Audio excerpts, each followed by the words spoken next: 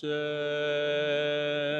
Avonu Hashem, Ki Ani Avdecha, Avonu Hashem, Avonu Hashem, Ki Ani Avdecha. Chaya Hashem, Ono Hashem, Ki Ani Avdecha, Ono Hashem, Ono Hashem, Ki Ani Avdecha. Hayani Avdecha ben Moshe Ani Avdecha ben Moshe. Let me hear you. No talking. Rabbi Sai, sit down and sing. Vitachto le Moshe ya ya ya ya ya. I might have to stand.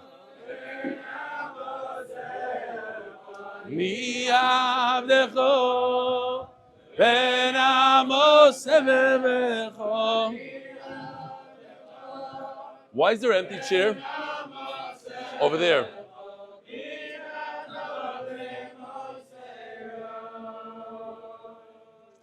Agud Moed Rabbi Sai.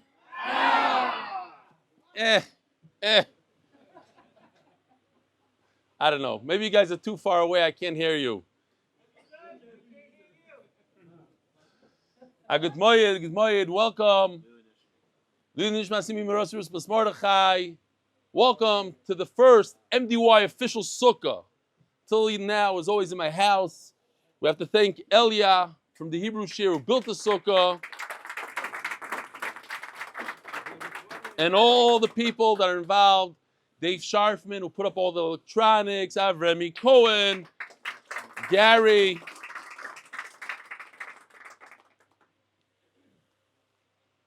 So, thank you for coming. Bezer Hashem, tomorrow morning, 10 o'clock, breakfast by the famous chef, Eitan Ogerek, right in the sukkah. Come on time, otherwise you might not have a seat. Be'ez Hashem, next year we'll be in the sukkah of the Leviathan. Let's see what we have here today.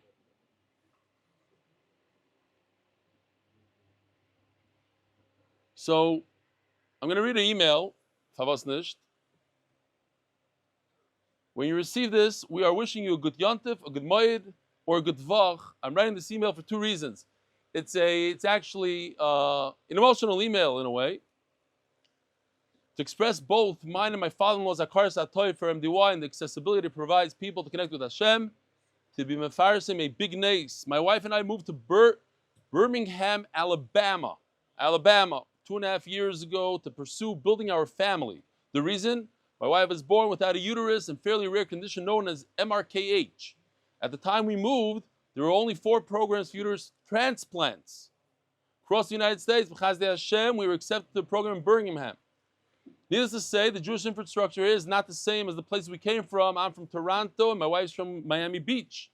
We put our medical school studies in Eretz Yisrael on hold to pursue this goal, a goal each and every Jewish couple has. B'chazdei Hashem, my wife received transplant the week of Parshas Vayera, a very auspicious time as it contains in it the Parsha of Hashem Pakat Sara. Prior to this, and since then though, I've been admiring my father-in-law Danny Gordon of North Miami Beach for the past 3.5 years since Sukkah Daf Beis has been an active participant in learning the Daf with MDY. Regardless how busy his schedule is with his restaurants, he always makes the time to learn the Daf, oftentimes finding Gemara on the front counter of Chaya, one of his 2 restaurants in North Miami Beach. When the Rav came to Florida to see him last January, my shver put me on the phone to get a bracha from the Rav. it's interesting, when I put this email in, I didn't realize I'm going to be talking about brachas from a Rav. It's in today's daf. And I could ask the Olam Shayla. I personally, today, people ask me for brachas. Last night, the Rav in the shul gave a whole speech. In the middle of the speech, he threw me under the bus because I mentioned to him this Ramosha that I want to mention. And he said that the Olam should ask me for brachas. He didn't realize how much I really despise it. Maybe he did. And he did it on purpose. I don't know. And my question is, am I mechuyev to give people brachas when they come to me and I don't like it? I really don't. It makes me very uncomfortable inside. Am I mechuyev or not? So that's a question we're going to see today. So, he pushed the nudge aside. From time in yeshiva, which happened to be down the street from MDY, I went to yeshiva Levat Torah 12 years ago. I have a Gemara Kiddushin that has accompanied me as I moved through various cities and stages of my education. Finally, I decided to dive in when the daf got to Kiddushin. I'm proud to say that even though I've missed dafim and Kiddushin, Bava Kama, Bava Metzia, Bava Basra, I'm still on pace with the daf, and being kovei itim to learn has been my reincorporated into my schedule. The daf has been a strong anchor in place where in many ways it is a desert. But regardless of where we are physically in the world, we know that there is no segula like that of the Torah.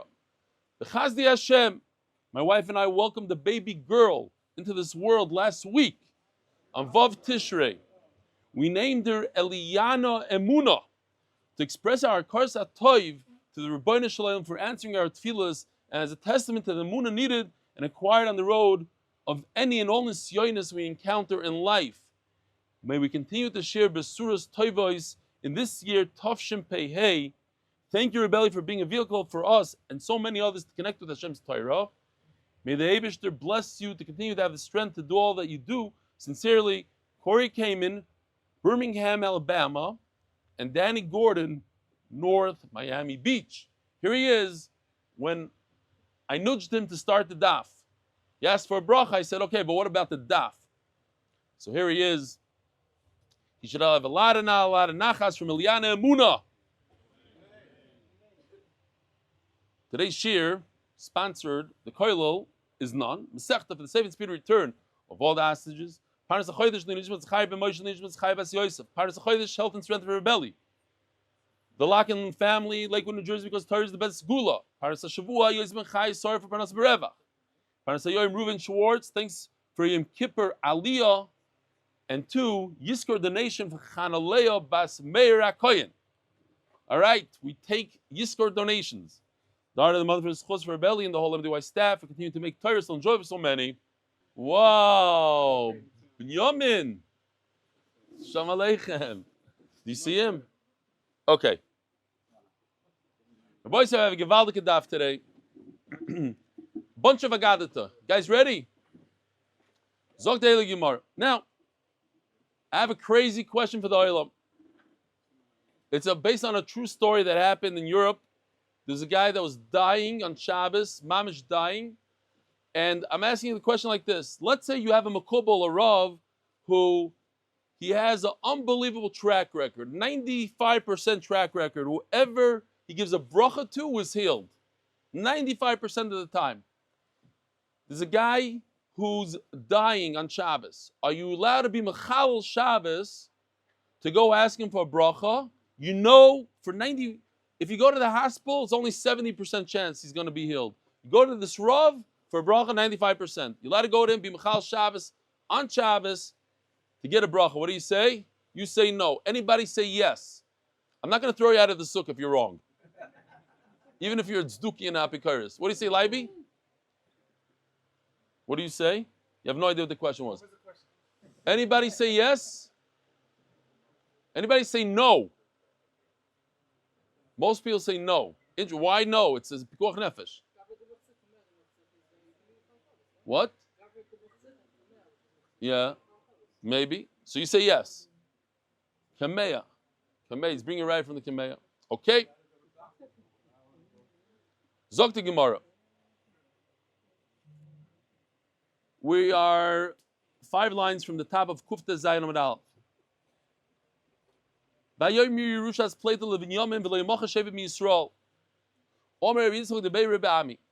the story is as follows. We know the story of Pelegish Begiva. It's kedai to repeat it. It's a very sad story in Klal Yisrael. There was a man from Levi who was married to a Pelegish, some form of a wife, half a wife, kazeh, and she ran away from him. And he wanted to return her. He went all the way to her father's house. And when he was there, the father held him up for a little bit, and then he left, and he got stuck at night by a Levi encampment, and Binyamin, and nobody invited him in. No achnas sarchim. Finally, an old man brought him in, and mamish, like what happened with Light, the people came knocking the door, send out the guy. So instead of sending him out, they sent out the Pelegesh, and they mistreated her the entire night until she died. He opens up the door in the morning and he finds her body over there. She's dead, dying. He chopped her up into a bunch of pieces and sent out pieces to every Shevet in Klal Yisrael and said, look what they did to my wife, to my Pelegesh. Klal Yisrael said, whoever did this to her, give them over. And they refused to give them over. And for that, they decided that they're going to go to war and wipe out Shevet Binyamin. It took them a little bit. It was a couple 100,000 people against, forgot already how much, 26,000 maybe. And it took them 3 tries, but at the final try, they wiped everybody off, all the women, all the children, besides 600 people that ran away.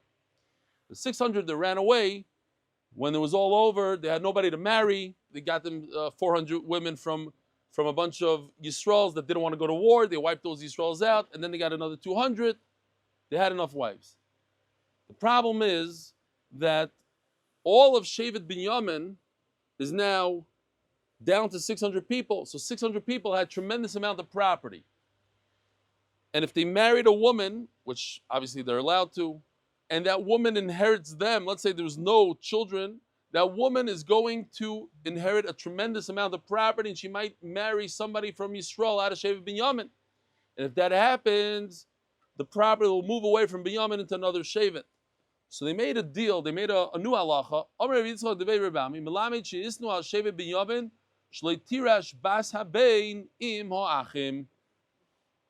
Typically speaking, when you have 3 brothers, as you can see on the screen over here, you have 3 brothers. Each brother gets 33.3%. If one of the brothers dies, then the daughter inherits just like her father. She gets 33%.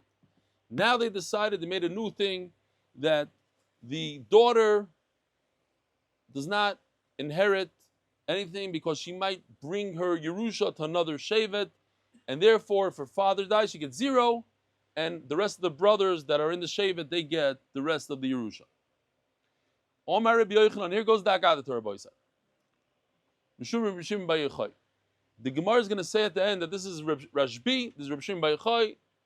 We don't have another Tana that says this. Rabbi Yochanan himself doesn't hold like this. That's at the end. If a person only has, anybody in this room only have girls? David Miller. According to Reb Shimon Bar Yochai, Hashem is upset at somebody who doesn't have sons. Even if he had sons and they were nifter, Hashem is kaviyachol upset at him. Upset, was shocked. Maybe he did something that I don't know. I didn't want to embarrass you guys. Stop. As long as I'm not calling you tzduki today. Hakadosh Baruch Hu Mali Olav Evra. Why? Because a daughter doesn't continue the namesake. Doesn't continue, right? You ever thought about it? I don't want to rub it in now. So that's the problem. It's a problem. Now, luckily there are those who argue. It says by us. See, we have the pasuk here. Yeah, we have the famous pasuk. What should it say, Rabbi Isai? Unisatim, like all the other psukim. So this interesting lashon of Ahavara is a lashon of kas. The day that Hakadosh Baruch Hu is going to punish the sinners. It's a day of Evra, of kas. Okay, now we move on. We don't mamish move on to nusugi, but it's the same thing. V'loi yaru Elokim. Asher ein chalifa islamai v'loi yaru Elokim. I think if you're Hasidish, you could darshan this pasuk. If you don't wear a jacket to davening, it means you don't have Yiras Hashem. But there's another way to darshan it. Asher ein chalifos. If you don't have a replacement, you don't have a boy as a replacement. V'lo yaru Elokim. We don't know what it means. You don't have a replacement, so it could be one of two things. It could be either you don't have a boy, or it can mean that you don't have a Talmud. So says the Gemara, Rabbi Yochanan, Rabbi Shua ben Levi, we have machlokes. We don't know who says what. Chadomar kol sheinu miniach ben, vechadomar kol sheinu miniach Talmud. If you don't leave over a Talmud, then that means that because you don't have your Shemayim. And the other Bandama says it means you don't have your Shemayim because you don't have a son. Talmud, I say this all the time, interesting that Moshe Feinstein says that a person is mechuyev, just like he's mechuyev to give 10% of his money to tzedakah, he's mechuyev to give 10% of his time to other people, to teach other people Torah. So maybe that's the pshat. If you don't, what time is it? I see the Israelis starting to show up. Hashem Yirachim. What? We have time. Okay. So, yeah. So maybe that's the pshat. You don't give 10% of your time. It means you don't have your Shemayim. That's why you don't have a Talmud. You don't have your Shemayim. You're supposed to listen to Rabbi Feinstein. You're supposed to listen to Halacha, and give up some time for other people. Tistayim says the Gemara, Rabbi Yochanan Dama Talmud. If I could prove one out of the two, that Rabbi Yochanan says that if you don't have a Talmud, it means you don't have your Shemayim. That means Rabbi Shua ben Levi is the one that says you don't have a son. So this is the famous Gemara.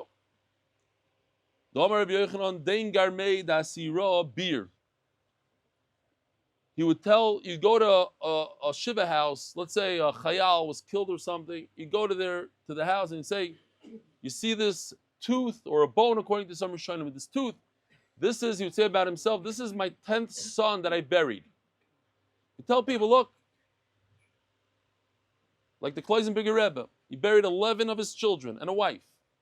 And he came and he reestablished himself in America, became a Rebbe in Eretz Yisrael. Did the Laniado Hospital.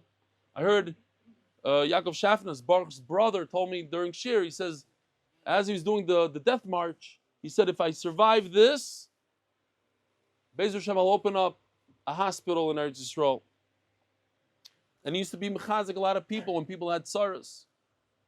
To think about 11 children, 11. So Rabbi Yochanan would go with this bone and say, see this, they say it's a tooth because a tooth is not makabel tumah. If it was a bone, it's very problematic.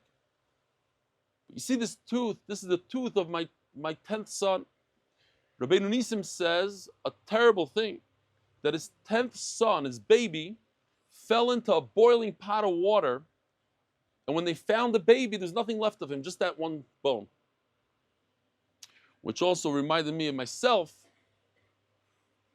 When I was 2 years old, I climbed onto the countertop, and I was curious to see what's inside that device that my mother was making coffee with every Shabbos. So I took off the cover and I poured it on myself. I thought that was a good idea.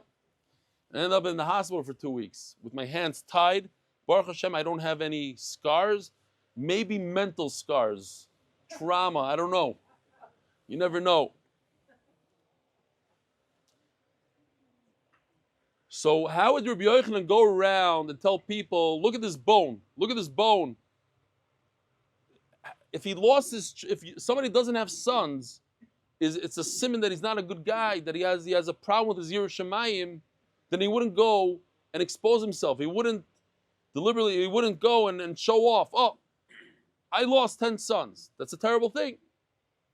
So it's a raya that he holds that just because you don't have sons, it's not a bad thing. It's a person that doesn't have talmidim, that's bad. I hope you guys have talmidim. Do you have talmidim?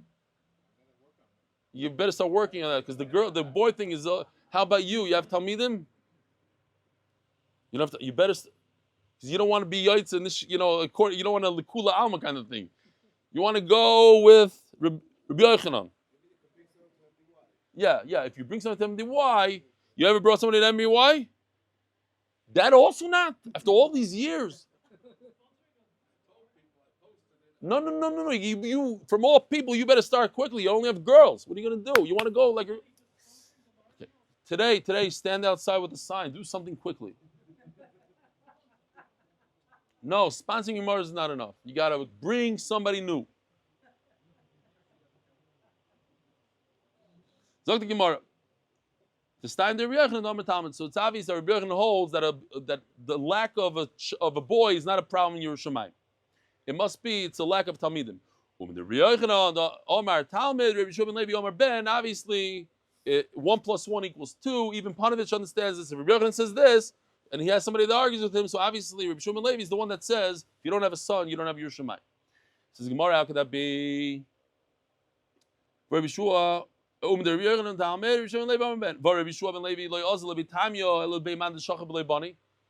Levi never went to a shiva house. Why? He was too busy learning Torah. You don't go do other things. There's other people that could be menachem aval. He was busy learning Torah. But when somebody died without a son, then he would go be menachem aval. If that person died without a son because he wasn't a good person, he wouldn't be menachem aval him. So says the Gemara. So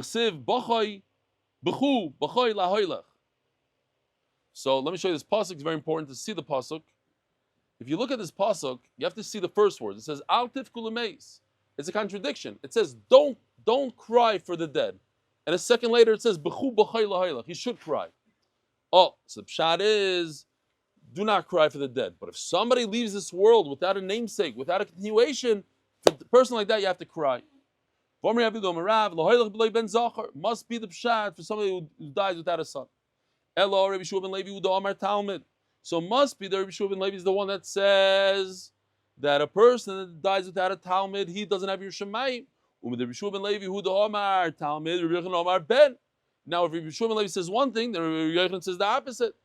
But the problem is, Kasha Rabbi Yochanan is the one that used to show his tooth of the son. In other words, he's saying that it's not such a bad thing to die without sons. Loi Kasha, Hadidei, Hadirabei. So it comes out like this. Rabbi Yochanan holds like Rabbi Shua ben Levi, that dying without a son is not a sign that he doesn't have Yerushalayim. What's the problem? The problem is dying without a Talmud. So who says dying without a son is a problem? That's the Rebbe, Rabbi Yochanan's Rebbe. Who's Rabbi Yochanan's Rebbe? Shimon ben Yochai. Oh, we saw Rabbi Yochanan with Rabbi Anai also. Good point. But Rabbi Yochanan always quotes Rabbi Shimon ben Yochai. It was one of his Rebbe. But good point, Rabbi. Simin Hadad Oni v'Chacham. Dorj Rabbi Pinchas ben Chama. Ma'idach Siv Hadad Shama b'Mitzrayim Ki Shochav Dovid. Look at this pasuk. The pasuk in the same pasuk it uses a lashon of shchiva for death and a lashon of misa. What's the pshat in the contradiction? Ki Shochav Dovid Mavoisav. Chi Meis Yoav Sarar Tzava. Mivnei b'Dovid Nemro b'Shchiva b'Yoav Nemro b'Misa. Why the different lashon? Dovid Shi Niach Ben Nemro b'Shchiva. Dovid had a son. At least one, he had many. So therefore, it doesn't say Misa, Yoav Shaliniach Ben, Nemra by Misa. Since he didn't have a son by Yoav, so it says Misa. As the Gemara of Yoav, Lenich Ben, Voksiv, Mibnei Yoav, Vaivadyo Ben Yechiel, he did have a son. Generations later, he still had a son. Eladav Shiniach Ben, Ki Amoyso Nemra by Shchiva. No. When he had it, David HaMelech had a son just like him. He had Shlomo HaMelech. Yoav Shaliniach Ben Kamoyso Nemra by Misa. So if you have a son just like you, that's the perfect way to go. That's leaving literally, not just the namesake, but you're leaving somebody like yourself. So it's shchiva. He only laid down. He didn't die. Yayav Shaliniach ben Kamois and everybody Misa. Dorish Rabbi Pinchas ben Chama. Rabbi Pinchas ben Chama said, Kasha aniyus b'sech beis shaladam yoysim mechamisha makos. I'm sure there's people in this room. This whole neighborhood is full of aniyim. To be poor is a very, very terrible thing. It's worse than many, many other Yisurim.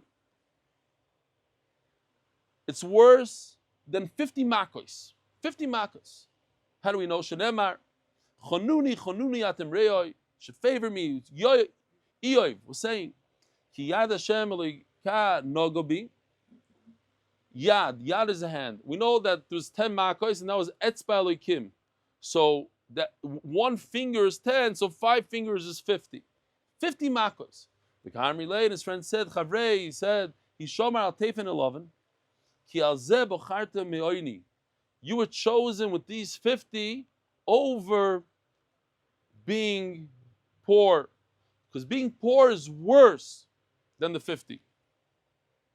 Hishomar al Tefen 11. The best thing is to accept something be'ahava. If you have complaints to the Rebbeinu Shalom with the Yisurim that he gives you, then you lost out. When a person has Yisurim, Oini, whatever it is, you take it. You say, I understand, Hashem did this for a reason. Oh, here goes, Rabbi Yosef. Listen to this. Especially in our generation, people go to Rabbanim all the time. I tell them, what are you going to Rabbanim?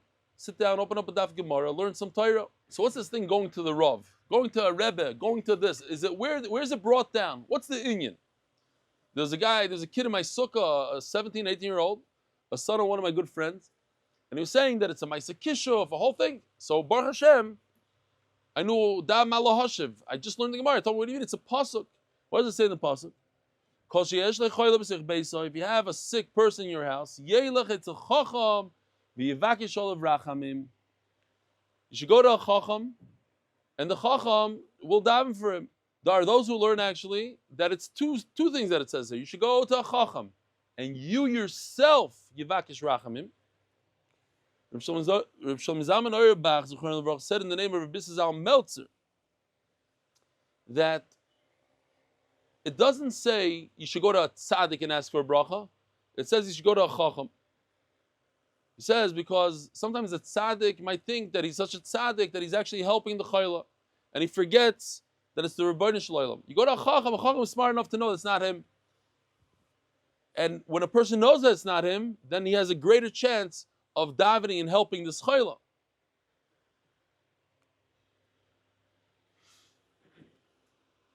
Interesting thing, Rabbi Leo Dessler says that the only time it works, it's interesting, is if you mevatel yourself to that tzaddik. That's what he says, like a chassidish thing. Rebbe, you know, that kind of thing.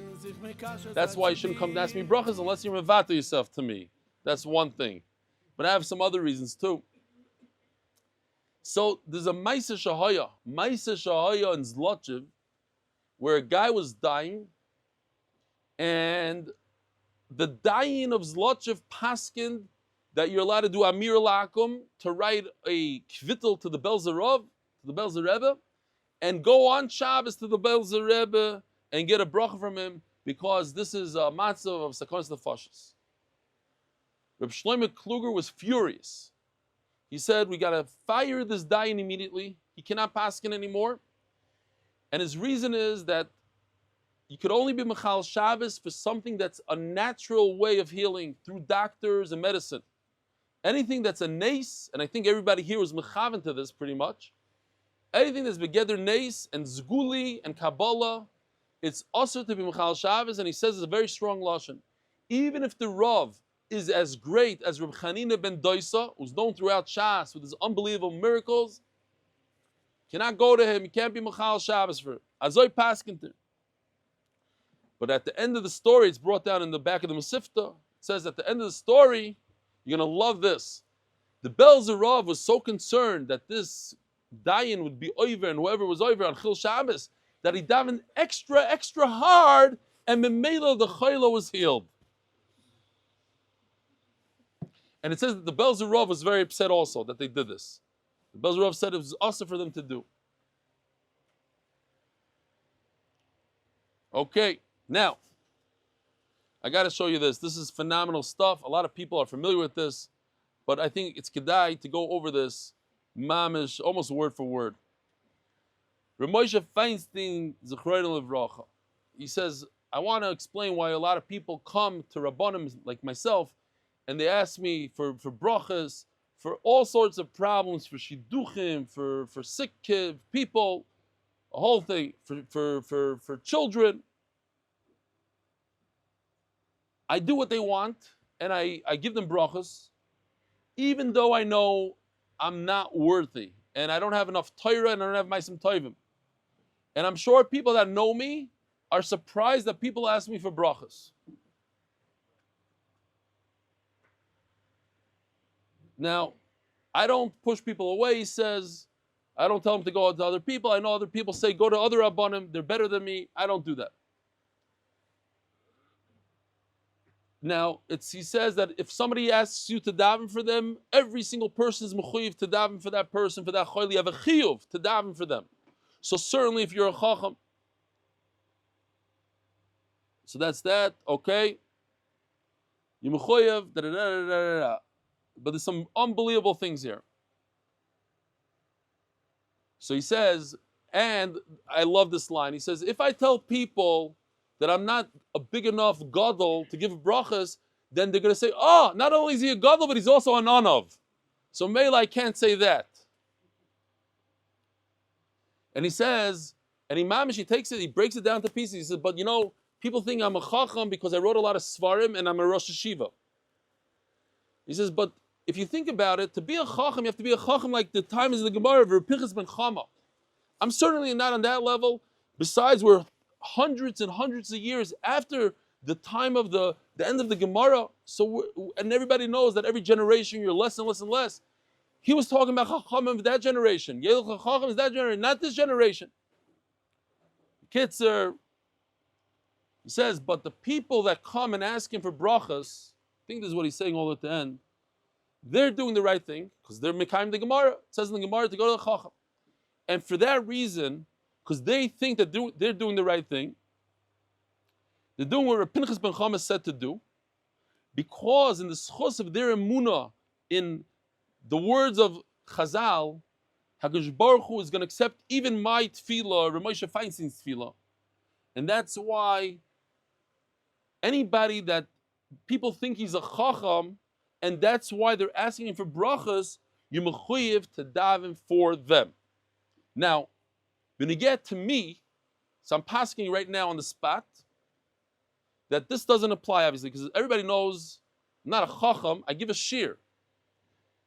So they tell me, well, you have a zechus harabim. He doesn't say that. He doesn't talk about zechus harabim. He says you have to be a chacham and a tzaddik. However, there's a concept of if you give a bracha, then you mizbarach. Hamavarach yizbarach, and altiyah birkas hedit kalo beinecha. For those two reasons, I did tshuva, and people that come to me now, I give them brachas. But anybody that's listening, I'm asking you, don't bother me. I'm telling you that it bothers me. Be'emes. It gives me a shtickle every time. So if you like me, don't ask me. If it's mamish necessary, I'll be moichel you. I can't be. No, I'm not a non-of. I'll tell you why I'm not a non-of, because Moshe Feinstein already spoke about it and he already chapped me beforehand. So I can't use that shtick. So yeah, but thank you. And on top of that, you have to be mizbatel yourself to me. So think twice before you want to ask a bracha. It's great. I'm going to tell Tzvi Adler. Sometimes he walks up the stairs before Yom Tov to ask for a bracha. He says, no, that. Last night after the speech, so I'm going to tell him, okay, I'll give you, but you have to be mizbatel to me. And if he says I'm mizbatel, I say, okay, stop going to Uman. Whatever. So I have to remind me to do it.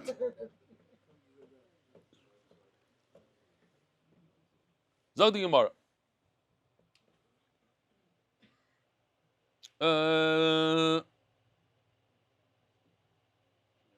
Where are we?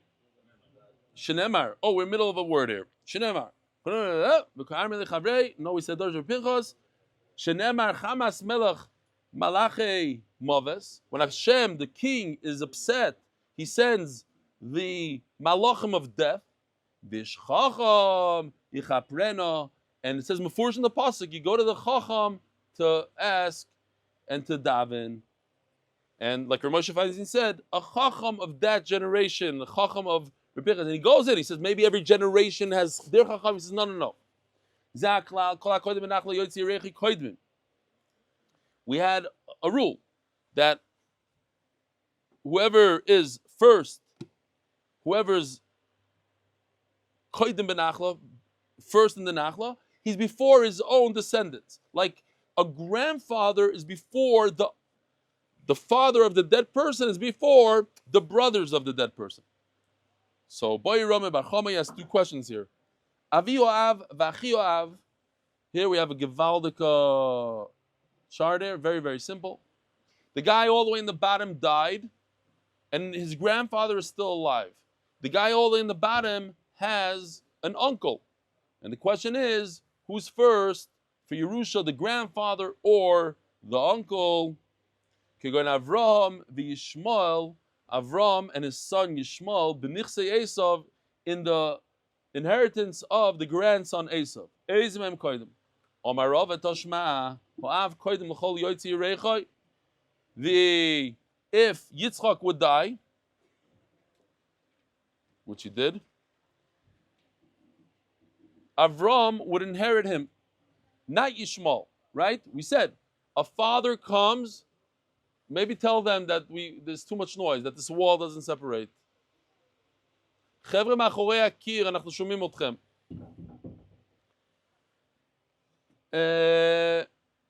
Yeah, so in this case, Avraham comes before Yishmael. So why? Because Yishmael, the guy in the center, the guy where it says Zechus, the guy with the Hamburg, the tall hat, he only comes because of the grandfather on top. He's only there because of him. What was Rami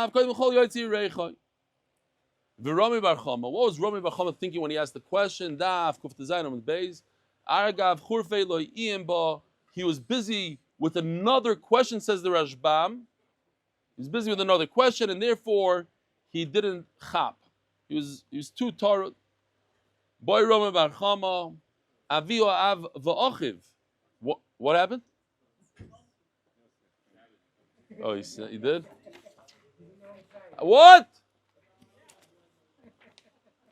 The Belsky family memory of someone Berel, Dovid, Elchanan, Ben Avraham, Moshe, Kidnovations LLC in honor of my uncle Elchanan, Pressman and Fishel should be zechus. Akiva Simcha Ben Fayga and shidduch for Rivka Yehudit Chaya, and thank you to Rebbitzen Stefansky for giving up Parnassa B'revach Cloud. Should be zechus for you're filled with mazel, bracha, and Parnassa B'revach and Refuah. Somebody told my wife yesterday, I think it was me, but somebody was standing there, and I said, somebody says every day that in your zechus, whatever, bracha for you. So the person standing there said, oh, we thought you watched the shir every day. So she said, I only heard one shir or something, since he started, or the ones on vacation when I was in the same hotel room, whatever. Agav churfei liyimba. Boy Rabbi Elchanan, another question. So here's the second question right here. Avioav v'achiv, the grandfather all the way on top, and the brother of the one that died. The one that died is all the way on the bottom. Does the grandfather all the way on top get it, or the brother gets it? What do you guys say? Huh? Everybody's saying something else. Gewaldig. The grandfather, you say? That's because you didn't come to the shir. You listened? Okay, so let's see if you're right. Boy Avraham Aviv Kigoy Avraham Yaakov b'nichsei Yosef Ezimem koydem Omar Rava Toshma Ho'av koydem l'chol yoytzi reichoi. Says Rava, like you said, that the grandfather is first. Why? Because the Italian is that everybody comes through him. But says the Gemara, it's not true. It seems like, it's interesting, it seems like a mishpat made a mistake here. Very rare. Because they bring Rava as the halacha, but in fact, the halacha is like Rami Bar Chama, like we know. Rami Bar Chama, Yoitzi Reicha Shaloi, V'lo Yoitzi Reicha Shabbenai. No, you're right that we go, when you have a grandfather, you go to his children. But when there's a father involved, over here there's a father. Yitzchak, the guy in the middle, you have to stop by him and go down from him. You don't go to the next generation, just like you don't climb 6 generations up and go down. You go one at a time, one generation at a time. So Mela says, Rami Bar Chama, you're wrong, Rava, and that's how we pass it. In fact, that makes sense. If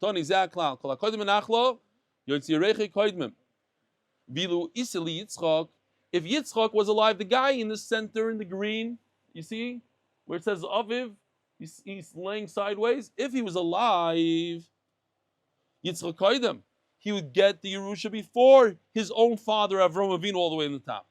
Even though Yitzchak is dead, Yaakov koydem, then Yitzchak inherits it, and it goes down to Yitzchak's son.